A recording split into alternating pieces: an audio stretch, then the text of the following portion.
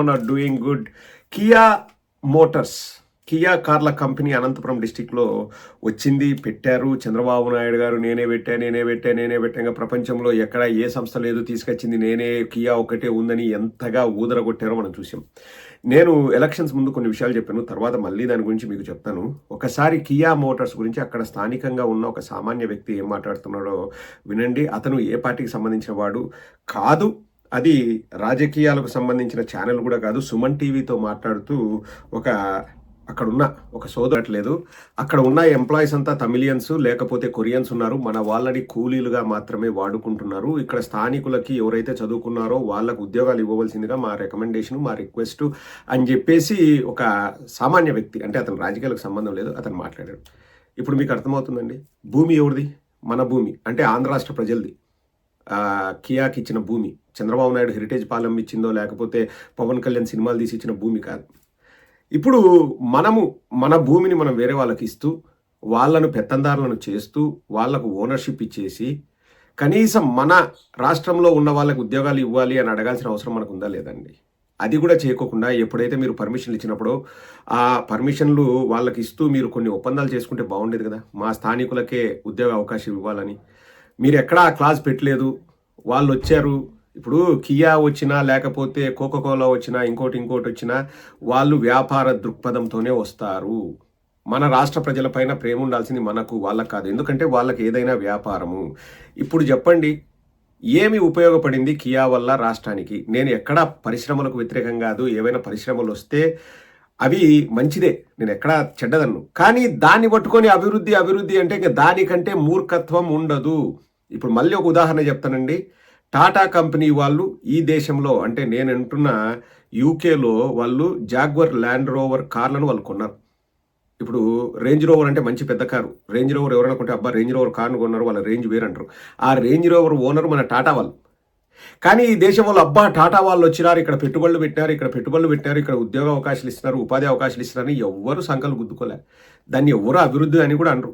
ఇక్కడున్న ప్రతి ఒక్క international football club, Man United కానీ లేకపోతే ఆర్సెనల్ కానీ చెల్సీ కానీ, all those clubs are own by entrepreneurs from other countries. వాళ్ళు ఎక్కడ అబ్బా వాళ్ళు వచ్చినారు ఇంకా మా దేశం బాగుపడుతుందని వాళ్ళు ఏ రోజు కూడా మాట్లాడుకోరు. ఇప్పుడు కియా వాళ్ళకి మనం ఇన్సెంటివ్స్ ఇచ్చినాము, వాళ్ళు కొరియా నుంచి ఎందుకు వచ్చినారు? ఇక్కడ లేబర్ చీప్ కాబట్టి మన ఇండియాకి వచ్చినారు. ఇప్పుడు ఐఫోన్ ఓడు ఎందుకు మొత్తం పరికరాలన్నీ చైనాలో తయారు చేస్తాడు? చైనాలో లేబర్ తక్కువ. చైనా మీద ప్రేమ ఉంటుంది అమెరికా వాడికి, మీరే చెప్పండి. చైనాలో లేబర్ తక్కువ కాబట్టి అక్కడ ఒక రోజు మనం ఒక లేబర్కి ఇచ్చేది అమెరికాలో గంటకి ఇస్తారేమో. ఎగ్జాంపుల్ చెప్తున్నా, ఇక్కడ బేసిక్ పే రేటు ఏది ఈ కంట్రీలో యూకేలో ఒక మనిషికి ఏదైనా చిన్న జాబ్స్ చేసే వాళ్ళకి బేసిక్ పే అన్నది 1250 రూపాయలు గంటకి. వాడు 8 గంటలు పనిచేస్తే దాదాపు రోజుకు 10,000 వాడికి ఇవ్వాలి. ఎవరు?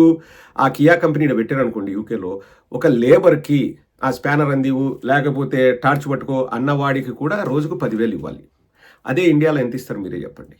సో అలా వాళ్ళు వచ్చారు తప్పితే ఇది చంద్రబాబు నాయుడు గొప్పతనమో, చంద్రబాబు నాయుడు కంపెనీలు తీసుకొచ్చినాడు, అభివృద్ధిని తీసుకొచ్చినాడు, అభివృద్ధి జరుగుతుంది అంటే ఒకటే అడుగుతున్నా అండి. కియా ఓడు వచ్చి లేకపోతే కొరియా ఓడో, జపాన్ ఓడో, సింగపూర్ ఓడో వచ్చి మన దేశంలో పెట్టుబడి పెడితే కానీ మనం అభివృద్ధి చేసుకోలేమా? దాన్ని అభివృద్ధి అనాలనా? ఇట్స్ అ పార్ట్ ఆఫ్ ఏది ఎకానమిక్ గ్రోత్ అనుకోండి, ఒప్పుకుంటా.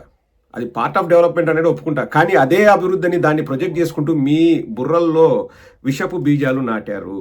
ఇప్పుడు అభివృద్ధి అంటే మన సొంత ఆస్తులు మనం పెంపొందించుకోవడం అభివృద్ధి. రేపు కొరియాడు నేను వెళ్ళిపోతున్నా, నాకు ఇది వద్దు, నాకు లాస్ వస్తుంది అంటే వాడు రూపాయి ట్యాక్స్ కట్టాడు మన గవర్నమెంట్కి, వాడు వెళ్ళిపోతాడు. ఇప్పుడు కూడా లాసులు చూపిస్తుంటే గవర్నమెంట్కి వాడి వల్ల రూపాయి ఆదాయం కూడా ఉండదు. వాడు ట్యాక్సులు కట్టానంటే నాకు కంపెనీకి లాసులు వచ్చినాయి, ఫస్ట్ 5 ఏళ్ళు నేను పెట్టుబడులు పెట్టాను, ఆ పెట్టుబడులు నాకేం మిగలేదు, ఇవన్నీ చెప్పినా అనుకో మన గవర్నమెంట్కి ఆదాయం సున్నా. పోనీ ఉద్యోగ అవకాశాలు మనకు వస్తున్నాయంటే సోదరుడు చెప్పినట్టు తమిళనాడులో, కొరియాలో ఉంటున్నారంటే మనల్ని కూలి పనులకు వాడుకున్నారు. అంటే ఆ కూలి పనుల కోసము మనము మన భూమిని ఇచ్చి మనం ఇంత చేసి వాళ్ళకి ఇన్సెంటివ్స్ ఇచ్చి వాళ్ళ మెప్పు పొంది మనం చేస్తామని చెప్పేసి వాళ్ళకి 22 ఎకరాలు అప్పనంగా ఇస్తున్నా అంటున్నారు. వీళ్ళు ఏమైనా ఒప్పందం చేసుకున్నారా? మొత్తం ఉద్యోగాలన్నీ ఆంధ్రప్రదేశ్ వాళ్ళకి ఇవ్వాలని ఏమైనా ఒప్పందం చేసుకున్నారా? రెండవది టీసీఎస్ పేరుతో ఆ కొత్త కంపెనీలు ఉర్సానా గిర్సానా ఏదో ఉంది, చింతా ఎనర్జీస్ అవి ఇవి అని చెప్పేసి వాళ్లకు 1,000 కోట్లు విలువ చేసే భూమిని ఇవ్వడం ఎంతవరకు కరెక్టు? ఏమన్నా అంటే మేము అభివృద్ధిని ఆటంకపరుస్తున్నాం. అభివృద్ధిని ఎవరు ఆటంకపరుస్తారు? వచ్చే అభివృద్ధి అది జరుగుతూనే ఉంటుంది.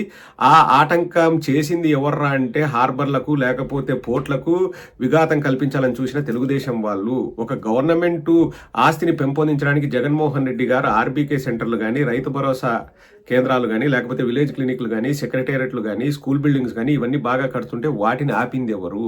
వాటిని వేస్ట్ అని చెప్పింది ఎవరు? అవన్నీ మన ఆస్తులు. ఇప్పుడు కియా ఎవరు ఆస్తి? కియా వాడు షాప్ చుట్టేసుకుని పోయినా అంటే వానికి లాభాలు వస్తున్నాయా నష్టాలు వస్తున్నాయో చూస్తాడు. వానికి ఏమన్నా మన మీద ప్రేమ ఉంటుందా? ఒకటే అండి, సింపుల్ ఆలోచించండి. ఏదైనా ఫారిన్ కంపెనీ వచ్చి మన దగ్గర పెట్టుబడి పెడితే తప్ప మనకు అభివృద్ధి జరగట్లేదు అంటే మన ప్రభుత్వాలు ఏం చేస్తున్నట్టు? ఒకసారి మనం కూడా ఆలోచన చేయాలి కదా. ఇక్కడ నేను అనేది అంటే మీకు కియా రావడం ఇష్టం లేదా, మీకు ఇంకో కంపెనీ రావడం ఇష్టం లేదా, టీసీఎస్ రావడం ఇష్టం లేదా అంటే వచ్చే కంపెనీలు రానివ్వండి. దాంట్లో ఎవరికి అభ్యంతరం ఉండదు. స్థానికంగా ఉద్యోగ అవకాశాలు కల్పిస్తే మంచిదే. కానీ దాన్ని అభివృద్ధిని మేమేదో చేసినామని మా గొప్ప అని చెప్పుకుంటారు చూడండి, ఇంకా దానికంటే మూర్ఖత్వం ఉండదు. అది ప్రభుత్వ పని బాధ్యత. దానికంటే మూర్ఖత్వం ఉండదు. అదే అభివృద్ధి అనుకోవడం ఇంకా మనం మూర్ఖులం. అది పార్ట్ ఆఫ్ డెవలప్మెంట్ అంతే. అభివృద్ధి అంటే ఒక తండ్రి ఏమి చదువుకోలేక ఇబ్బంది పడుతూ వాళ్ళ కొడుకును కష్టపడి చదివిపిస్తాడు చూడండి, ఆ చదివించడానికి గవర్నమెంట్ తోడ్పాటిస్తుంది చూడండి, అది అభివృద్ధి. ఒక పిల్లాడు చదువుకుంటే వాడు ఉద్యోగం చేస్తే ఆ కుటుంబంలో చుట్టుపక్కల కూడా ఒక మంచి ఎన్వైర్న్మెంట్ ఉంటుంది. అందరికీ మంచి విద్యాబుద్ధులు నేర్పిస్తాడు. ఎలా సొసైటీలో బతకాలో నేర్పిస్తాడు. నెక్స్ట్ 10 జనరేషన్స్ వాళ్ళు బాగుపడతారు. That is development. Development is not about ఆకాశ హర్మ్యాలో లేకపోతే ఒక కంపెనీ వచ్చింది అది కాదు డెవలప్మెంట్. ఒక ఇండివిజువల్ ఎలా పైకి రావాలి అని ఆలోచించడమే డెవలప్మెంట్. ఇప్పుడు డెవలప్డ్ కంట్రీస్ అంటారు. అభివృద్ధి చెందిన దేశాలు అంటే అర్థమైందో మీకు తెలుసా అండి? అభివృద్ధి చెందిన దేశాలు అంటే రాజు పేద తేడా లేని రోజే అది అభివృద్ధి చెందిన దేశం కిందికి వస్తుంది. ఇప్పుడు ఈ దేశంలో నేను బయటికి వెళ్ళి చూస్తే అందరూ ఒకే లెవెల్లో ఉంటారు. మనలాగే జీన్స్ వేస్తారు, మనలాగే ఐఫోన్ వాడతారు, మనలాగే కారు వాడతారు. కానీ వాళ్ళు చేసే వృత్తి ఒక్కొక్క డిఫరెంట్ వృత్తి ఉంటుంది. ఒకడు స్వీపర్ ఉంటాడు, లేకపోతే ఇంకొకడు క్లీనర్ ఉంటాడు. కానీ డిగ్నిటీ ఆఫ్ లేబర్ ఉంటుంది. అందరూ సమానంగా కనిపిస్తారు మనకు చూడడానికి. That is the real meaning of development. అది ఒక అభివృద్ధి చెందిన దేశానికి చక్కటి ఉదాహరణ. అంటే అందరికీ కావాల్సిన కనీస అవసరాలు మనం కల్పించినప్పుడే ఆ దేశం అనేది అభివృద్ధి చెందిన దేశం కిందకి వస్తుంది. మన దేశంలో ఏమైతుంది, ఇప్పుడు అమరావతిలో రియల్ ఎస్టేట్ అంటే ఇప్పుడు ఎకరా ₹1,00,000 ఉండేది చంద్రబాబు నాయుడు కొంటాడు. ఆ ₹1,00,000 ఆశపడి ఎవరైనా అమ్ముతాడు. చంద్రబాబు నాయుడు కడాన 30 కోట్లకు చంద్రబాబు నాయుడు అమ్ముకుంటాడు. కానీ ఎర్రిపప్ప అయింది ఎవడు? ఈ ₹1,00,000 భూమి అమ్మినోడు ఎర్రిపప్ప. వాడు రేపొద్దున 30 కోట్లకు వాడు తిరిగి ఆ భూమిని కొనగలరా? వాడు ఇంకా ఎంత పేదవాడైపోతున్నాడు.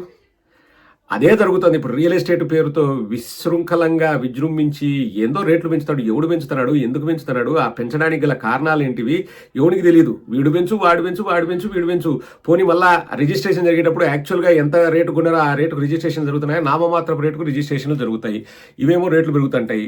ఆ కంట్రోల్ చేసేది ఎవరు? అలా చేసినప్పుడే బ్లాక్ మనీ వస్తుంది. ఆ బ్లాక్ మనీ పెట్టుకొని ఏం చేయాలా అన్నప్పుడు ఎవడో ఒకరిద్దరు సంపాదిస్తాడు కదా, వానికి చదువు సందే ఉండదు. గలీజు బాడుకోవాలందరూ వచ్చేసి I'm sorry to say this, అంతకంటే మంచి పదం ఉందేమో, ఆ పదం వాడడం తప్పైతే నన్ను క్షమించండి. కానీ ఇటటోళ్ళంతా రాజకీయ నాయకులు అవుతున్నారు. చదువులే సంధ్యలే నాలెడ్జ్